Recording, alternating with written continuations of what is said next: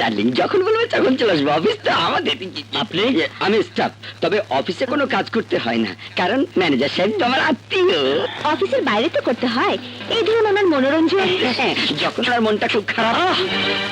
ইশারা দিতে হবে না, ওনার চাকরি থাকবে, হ্যাঁ। বেতনও বাড়বে। কারণ শোনেন, একটা অন্যায় করলে হিরো লেফট হুক মারবে, দাঁত পড়ে গেলে আপনি ওষুধ এনে দেবেন, দুবার অন্যায় করলে আমি রাইট হুক মারবো। নাক থেপড়ে গেলে আপনি ব্যান্ডেজ নিয়ে আর আসবেন। 3 বার অন্যায় করলে ফ্লাইং কিক, একেবারে কুপোকাত। মারা গেলে আপনি খাঁটি আর কাফনের কাপড় নিয়ে আসবেন। ম্যানেজার সাহেব, আমি প্রথমে দেখি, তারপর ভাবি, তারপরে ফিনিশ করে দেই। আন্ডারস্ট্যান্ড? You better understand.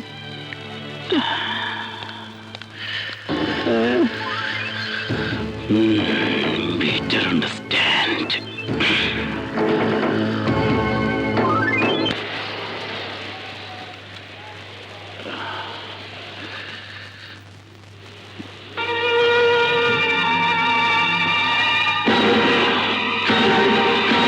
সে বেঁচে আছে কিভাবে?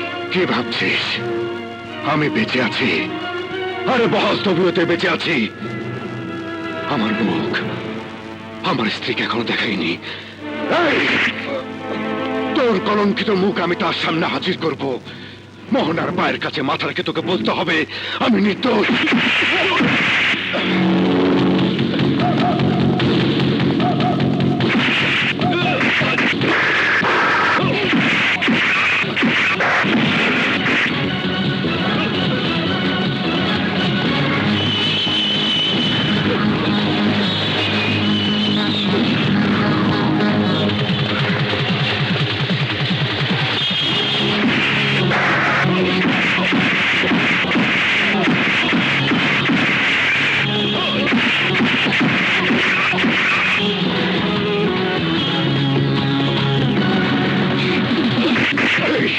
এমন কোন দরজা পৃথিবীতে নেই যা বন্ধ করে দিয়ে তুই আমার দৃষ্টির আড়ালে চলে যাবি।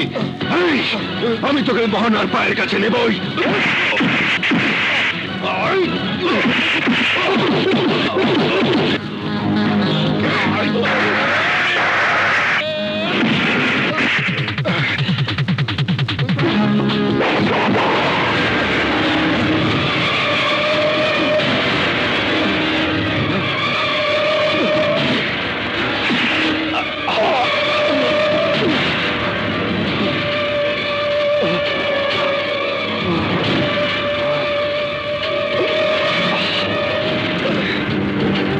তোমার প্রয়োজন তাকে, আর আমার প্রয়োজন তোমাকে।